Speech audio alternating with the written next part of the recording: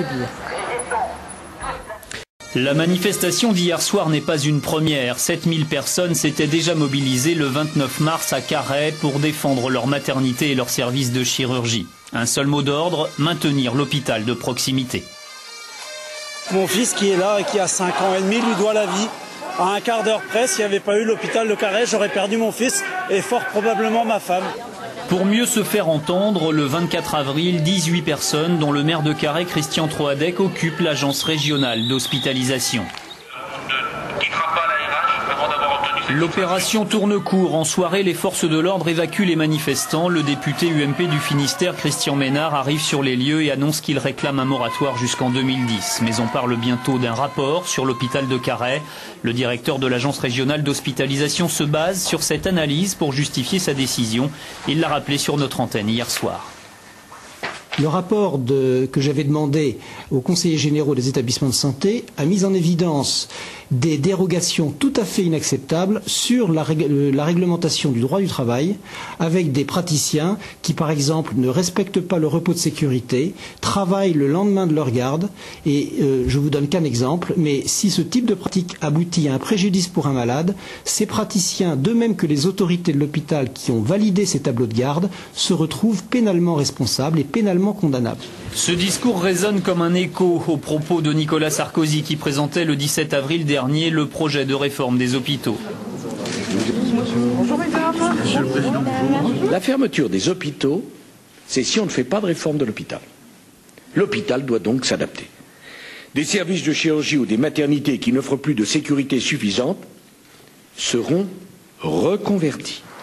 Quel avenir pour les 600 salariés de l'hôpital carhaixien? Carhaix lance-t-il la réorganisation de la carte hospitalière bretonne? Des questions qui devraient encore mobiliser.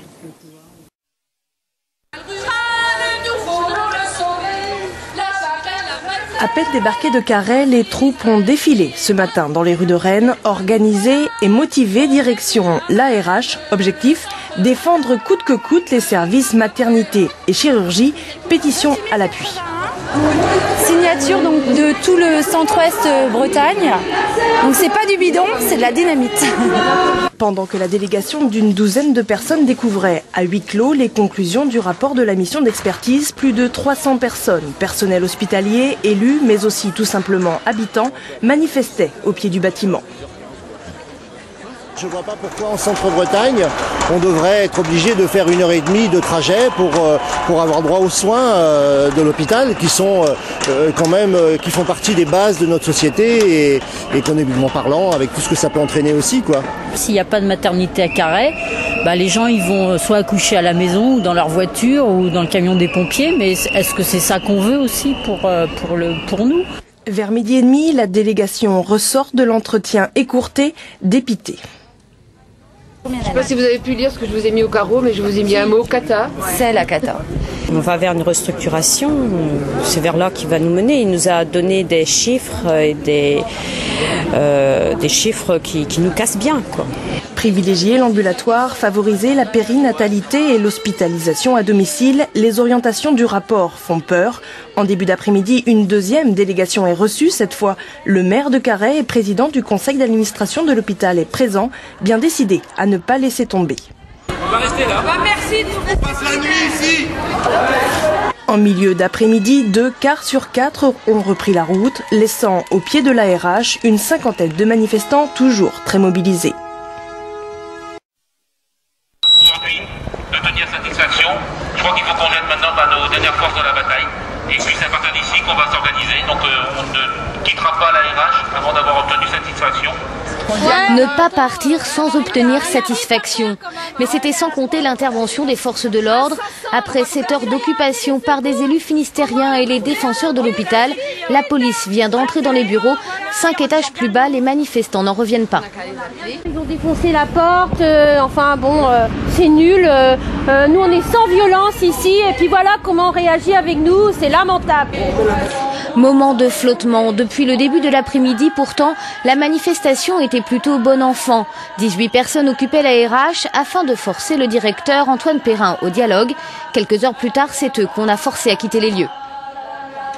On aurait refusé de marcher, ils nous portaient, ils nous traînaient, ils nous ont bien fait comprendre que de toute façon on serait sortis. Alors qu'on n'a jamais eu une parole déplacée avec M. Perrin ou qui que ce soit. On nous a même pas prévenu qu'ils arrivaient, on les a entendus arriver, mais ils n'ont pas dit on va rentrer, poussez-vous, quoi que ce soit. Il n'y a pas eu de sommation. Donc voilà, on s'est pris ça en pleine poire, moi je suis choquée. On n'a retenu personne, on était en discussion avec des gens dont on pense qu'il faut à tout prix, de toute façon qu'on approfondisse la possibilité de dialogue pour trouver une solution pour l'hôpital de Carhaix avec le maintien des services actifs. Nous sommes des gens pacifiques et on regarde bien les comportements des femmes et d'hommes qui étaient là. Tout le monde était très calme avant l'arrivée des forces de l'ordre, demandées par M. Perrin. L'incompréhension est à son maximum. L'impression peut-être d'avoir perdu une bataille. Quelques esprits s'échauffent, la tension retombe très vite. Tout le monde ici attend le député Christian Ménard qui a quitté le Finistère en début de soirée pour les rejoindre. Il est reçu avec le maire de Carhaix par le directeur de l'ARH, toujours dans les locaux. Nous, on a demandé un moratoire. On a exigé un moratoire parce que c'est la seule façon. On sait très bien qu'effectivement il y a des problèmes, mais des problèmes qui sont ponctuels. Et on sait très bien que l'hôpital de Carhaix peut très bien évoluer et s'en tirer. Hein, donc il n'est pas question de céder. Il n'est pas question de céder dans les médias. Il est 1h du matin, les Carhaisiens quittent enfin Rennes. Ils étaient venus ici chercher un peu d'espoir. Ils repartent sans l'avoir totalement perdu. Et aujourd'hui, on est déjà près de 2000 sur cette place. Et ça, c'est extraordinaire. 2000 personnes dans une ville qui compte 8000 habitants, c'est ce qu'on peut appeler une forte mobilisation. Et les premiers à s'en réjouir sont les employés de l'hôpital.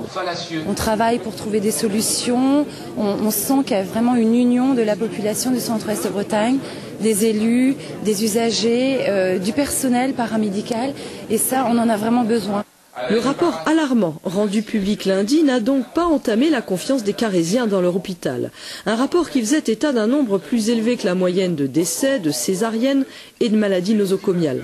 Mais les personnels de l'hôpital ont contre-attaqué depuis et distribué des tracts pour expliquer ces chiffres à la population.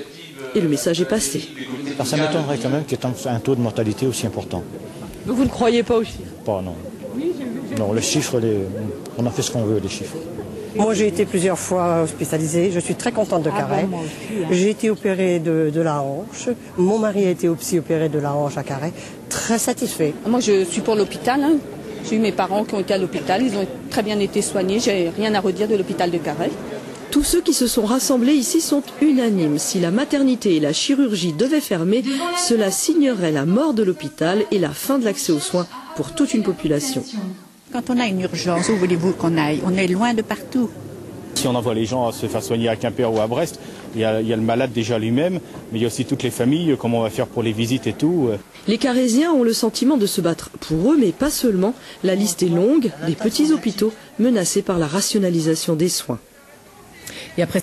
La journée était parfaitement organisée. Le point de rendez-vous numéro 1 des 1000 manifestants était le centre-ville de Quimper. Quelques voitures bien placées et c'est le blocage complet des rues autour de la préfecture. Ensuite, direction la gare, deuxième étape du programme. Les Carhaisiens travaillent vite, quelques pelletés de cailloux dans les aiguillages et la gare elle-même est paralysée. Ils vont l'occuper pendant 2 heures. On a en face de nous un état déménageur du territoire. Et c'est vrai qu'on ne va pas répondre de grand-chose dans les jours à venir.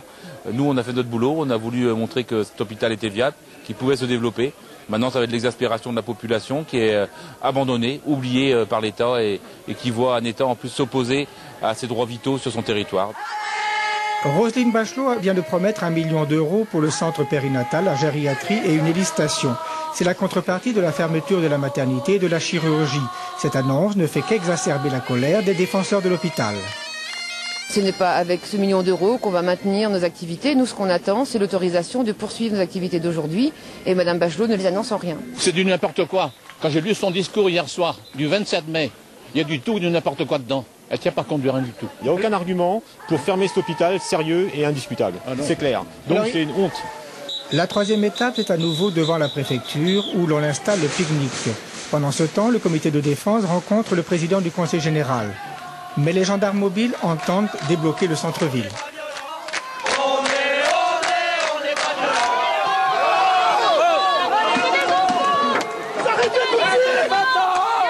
Quelques grenades lacrymogènes ont vite fait de faire reculer les manifestants. Le maire de Carhaix revient avec le soutien du conseil général et annonce des actions tous les jours. Si on ne fait pas un suivi vendredi à 18h, c'est fini. Et Carhaix sera pro-golf, a-t-il promis. Les Carésiens ont ensuite pris la direction de Châteaulin pour rencontrer le député UMP Christian Ménard.